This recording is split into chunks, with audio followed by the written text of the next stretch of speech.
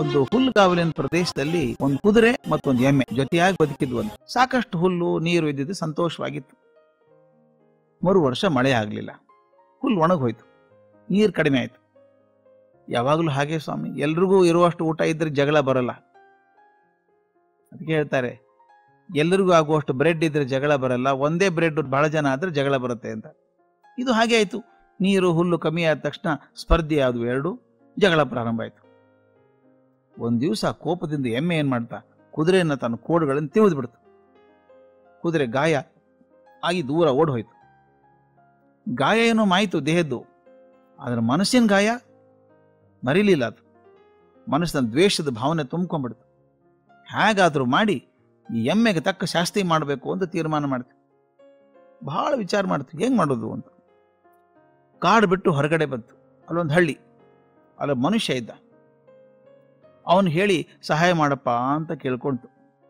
ಅವನಂದ ನಿಮ್ಮ ಜಗಳದಲ್ಲಿ ನಾನು ಯಾಕೆ ಸಹಾಯ ಮಾಡ್ಲು ಮಾರಾಯ, ನೀವಿಬ್ರು ಪ್ರಾಣಿಗಳು, ನಾನೇನ್ ಮಾಡೋದು, ನನಗೇನು ಲಾಭ ಅಂದ. ಆ ಕುದುರೆ ಏನು ಹೇಳ್ತು ಗೊತ್ತಾ, ನಿನಗೆ ಗೊತ್ತಿಲ್ಲಣ್ಣ, ಎಮ್ಮೆ ಹಾಲು ಇದೆಯಲ್ಲ ಬಹಳ ಗಟ್ಟಿ, ಅದು ರುಚಿಯಾದದ್ದು. ಅಲ್ಲಿ ಬರುವಂಥ ಬಸರು ಬೆಣ್ಣೆ ಬಹಳ ಸ್ವಾದ, ಅದಕ್ಕೆ ಕಟ್ಟಿ ಸಾಕೊಂಬಿಡು, ಹಾಕೊಂಡು ದಿನಾಲು ಹಾಲು ಕೊಡುತ್ತಲ್ಲ ನಿನಗೆ, ಬಲಶಾಲಿ ಆಗಿಬಿಡುತ್ತೆ ನೀನು ಅಂತ ಆಸೆ ತೋರಿಸ್ತು. ಅವನಂದ ಅಷ್ಟು ಬಲವಾದ ಎಮ್ಮೆ ಎಲ್ಲಿದೆ ಅಂತ ಹೆಂಗೆ ಗೊತ್ತು ನನಗೆ, ಅದು ಬಂಧಿಸೋದು ಹೇಗೆ ಅಂದ. ನೀ ಚಿಂತೆ ಮಾಡಬೇಡ, ನನ್ನ ಮೇಲೆ ಕೂತ್ಕೋ, ನಾನು ಕರ್ಕೊಂಡು ಹೋಗ್ತೀನಿ ನೀನು. ಅಯ್ಯೋ ಮಾರಾಯ, ಕುದುರೆ ಮೇಲೆ ಕೂತ್ಕೊಳ್ಳೋಕೆ ಬರಲ್ಲ ನನಗೆ ಅಂದ. ನಾನು ಕಲಿಸ್ತೀನಿ ಬಾರೋ ನಿನಗೆ ಅಂತ ಹೇಳಿ ತಾನೇ ಬಗ್ಗಿ ಅವ್ನ ಹೆಗಲ ಮೇಲೆ ಕೂಡಿಸ್ಕೊಂತು. ದಪ್ಪ ಅದು ಕೋಲ್ ಹಿಡ್ಕೋ ಅಂತ ಹೇಳ್ತು. ಅದು ಓಡಾಡ್ಸಿ ಒಂದು 4 ದಿವಸ ಒಳ್ಳೆ ಕುದುರೆ ಸವಾರ ಆದಂಗೆ ಆಗ್ಬಿಟ್ಟ. ಅವನು ತಾನೇ ಕಲಿಸಿದ್ದು ಕುದುರೆ ತನ್ನ ಮೇಲೆ ಹತ್ತೋದು ಹೇಗೆ ಅಂತ. ಈಗ ಹೇಳ್ತು, ಒಂದು ಕೆಲಸ ಮಾಡು, ನನಗೊಂದು ಲಗಾಮ್ ಹಾಕು, ಕಟ್ಟಿ ಹಿಡ್ಕೊ, ಇನ್ನೊಂದು ಕೈಯಲ್ಲಿ ದಪ್ಪ ಕೋಲ್ ಹಿಡ್ಕೊ ಒಂದು, ನಾನಿನ್ನು ಎಮ್ಮೆ ಇರೋಲ್ಲಿ ಕರ್ಕೊಂಡು ಹೋಗ್ತೀನಿ.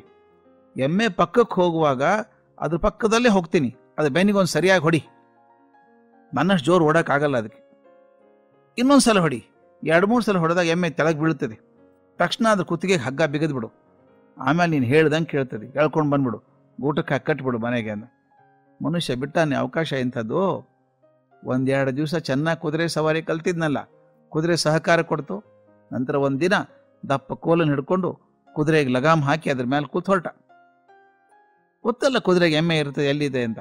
ಎಮ್ಮೆ ಕಾಣಿಸಿದ ತಕ್ಷಣ ಈ ಕುದುರೆ ಹುಂಕಾರ ಮಾಡಿ ಅದ್ರ ಪಕ್ಕದಲ್ಲಿ ಓಡೋಕ್ ಶುರು ಆಯ್ತು. ಮನುಷ್ಯ ಕೋಲ್ ಎತ್ತಿ ಎಮ್ಮೆ ಬೆನ್ನಿಗೆ ಹೊಡೆದ ರಪ್ಪ ಅಂತ. ಎಮ್ಮೆ ತತ್ತರಿಸೋಯ್ತು. ಕುದುರೆ ಮತ್ತೆ ದೂರ ಹೋಗಿತ್ತು. ಮರುಕ್ಷಣದಲ್ಲಿ ಕುದುರೆ ಮರಳಿ ಬಂದು ಪಕ್ಕದಲ್ಲಿ ಬಂತು, ಮತ್ತೊಂದು ಪೆಟ್ಟು ಬಿತ್ತು. 5-6 ನಿಮಿಷದಲ್ಲಿ 3-4 ಪೆಟ್ಟು ತಿಂದು ಎಮ್ಮೆ ಕೆಳಗೆ ಬಿತ್ತು. ಮನುಷ್ಯ ಇದ್ನಲ್ಲ, ದಪ್ಪ ಹಗ್ಗದಿಂದ ಕುತ್ತಿಗೆ ಬಿಗಿದು ಎಳ್ಕೊಂಡು ದರ ಎಳ್ಕೊಂಡು ತನ್ನ ಮನೆ ಹತ್ತಿರದ ಮರಕ್ಕೆ ಹೋಗಿ ಕಟ್ಟಿಬಿಟ್ಟ. ಕುದುರೆಗೆ ಬಹಳ ಸಂತೋಷ ಆಯ್ತು. ನನಗೆ ನೀನು ಕೋಡಿನ ಚುಚ್ಚಿದ್ಯಲ್ಲ, ನಿನಗೆ ಹೆಂಗೆ ಮಾಡಿದೆ ನೋಡು ಅಂತ ಹೆಮ್ಮೆಯಿಂದ ಬೀಗ್ತು. ಎಮ್ಮೆ ದ್ರೋಹ ಮಾಡಿದ್ಯಾ ನನಗೆ ನೀನು ಅಂತ ಕುದುರೆಯನ್ನು ದುರ್ಗೊಟ್ಕೊಂಡು ನೋಡ್ತು. ಮರುದಿನ ಬೆಳಿಗ್ಗೆ ಕುದುರೆ ಕೆಲಸ ಮುಗಿತಲ್ಲ, ಹೇಗೆ ಎಮ್ಮೆ ಸಿಕ್ಕಾಕು ಅಂತಲ್ಲ, ತಾ ಹೋಗ್ಬೇಕಿನ್ನ ಅಂತ ಹೊರಡ್ಬೇಕು ಅಂತ ಹೊರಡ್ತದೆ, ಹೋಗೋಕೆ ಆಗ್ತಾ ಇಲ್ಲ. ಯಾಕೆಂದ್ರೆ ಕಾಲನ್ನ ಮರಕಟ್ಟಿ ಹಾಕಿದ್ದಾರೆ.